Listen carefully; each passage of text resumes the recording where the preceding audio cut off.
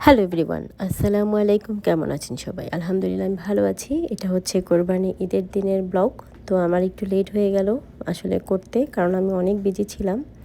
তো যাই হোক, ঈদের দিন সকালবেলা ঘুম থেকে উঠে খুব ভোরে রেডি হয়ে আমরা চলে গেলাম হচ্ছে আপনার একটা বাসায়। সেখান থেকে আমরা মসজিদে যাব। তো আমরা সেদিনকে সকালবেলা একটা উবার কল করি, এবং এটা হচ্ছে রাসেল ভাইয়ের বাসার নিচটা। তো সেখানে আসার পরে আমরা ওয়েট করতেছিলাম জাস্ট 2 মিনিট বা 1 মিনিট। আমি এর মধ্যে এতটুকু ভিডিও নিয়েছি।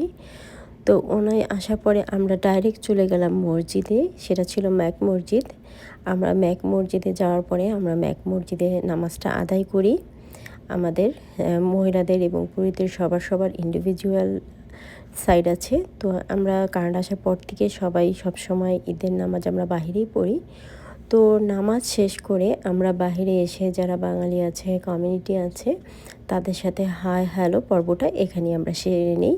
তো এই মসজিদে আসলে 4টা জামাত হবে, 4টা জামাতেই আপনার এরকম হবে। তো দেন আমরা আমাদের জিনিসপত্র নিয়ে খুব সকাল সকাল এখানে আমরা 9টার মধ্যে পৌঁছে গেলাম, কারণ হচ্ছে যারা অর্গানাইজটা করেছিল তারা আমরা খুব কাছের মানুষ। তো তখন খুব একটা গাড়ি আসেনি, হয়তো বা 10, 12টা, 15টা গাড়ি এসেছে। আমরা ঠিক তখনই চলে আসছি সকাল সকাল, এবং প্রায় লাস্টে আমাদের কিন্তু 60 থেকে 70টার মতো গাড়ি আসছে। তো যাই হোক, যখন গাড়ি আসছে এবং আমরা নিজেরা যখন চলে আসছি, তো এখানে 8টা গরু আজকে জবাই করা হবে। আমি আরেকটাতে 7টা বলেছিলাম, আসলে 8টা গরু জবাই হয়েছিল। তো 8টা গরু যেহেতু জবাই হবে, তো এক একটা গরুতে 7 নাম করে, তো এরকম করে। আর দেখা যায় ফ্যামিলি মেম্বার থাকে, মিলিয়ে 150 জনের একটা আমাদের অ্যারেঞ্জমেন্ট করা হয়েছিল। তো ওই যে দেখেন, উনি হচ্ছে আসলে এই যে ওনার যারা আছে এখানে খামার মালিক তারাই।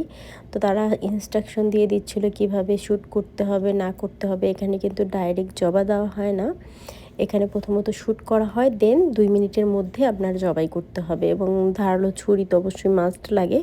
এবং এখানে কিছু রিস্ট্রিকশন আছে, এখানে কিন্তু আপনার ছবি তোলা বা ভিডিও করার নিয়ম নেই, বা সেদিন ফেসবুকে দেওয়ারও কথা না, কারণ এগুলো হচ্ছে আর ব্লাড তো দেখানোর নিয়মই নেই। আমি অনেক কিছু কেটেও দিয়েছি, আর আমি সকালটাতেই জাস্ট একটু ছিলাম। তো এই গরুগুলো আসতেছে একটা একটা করে, আর আমাদের গরুটাই একদম ফার্স্টেই যেহেতু চলে আসছে, তো ওনারা ইনস্ট্রাকশন দিচ্ছে যে কিভাবে, মানে মাথায় বা চোখে কোথায়, মানে চোখে মারা যাবে না, তারপর কানে মারা যাবে না, এগুলো উনি বলে দিচ্ছিল।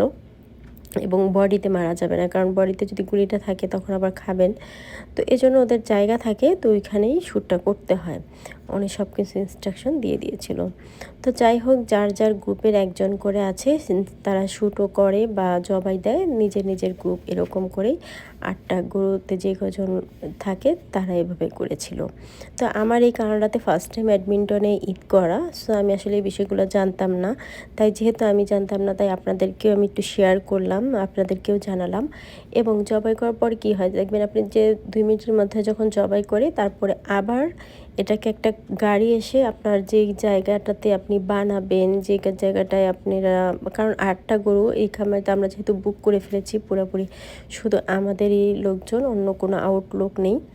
তো ইন্ডিভিজুয়ালিভাবে গরুগুলোকে রাখার জন্য সবাই সব কিছু নিয়ে আসছিল, এবং তখন ওই একসাথেই আসলে কেনার সময় একসাথেই কেনা হয়, যে 8টা গরু যেহেতু দেওয়া হবে, 8টা গরুর দামও যেভাবে সেম পড়ে, এবং 8টা গরুর সব ইনস্ট্রুমেন্ট যখন কিনে সব সেমই কিনা হয় এখানে। তো যাই হোক, এই যে গাড়ি চলে আসছে, তো এই গাড়ি দিয়ে ধরে মানে উঠিয়ে ওরা আপনারা পজিশন দেখাবেন যে এখানে রাখেন, লোকেশন দেখাবেন। ওদের খামারের মধ্যেই বিশাল খামার, মানে কুল কেনার নাই খামারটার, আপনি ঘুরে শেষ করতে পারবেন না, এত মানে বড় খামার। তো যাই হোক, এই মহিলা যে লেডিটা আছে উনিও খুব ভালো, এবং যে ওনার ছিল উনিও খুব ভালো, ওনার সাথে আমি অনেকক্ষণ কথা বলেছিলাম। ওনার সাথে কথা বলে ভালো লাগছে। যেদিকে আরেকটা এই যে কোরবানি দিচ্ছে, তো আমি প্রথম 2-3টা কোরবানি দেওয়ার পরে আমি চলে গিয়েছি অন্য সাইডে, এবং আস্তে আস্তে গাড়িও দেখলাম যে বাড়তেছে, গাড়ি আসতেছে, এখনও আসে নাই।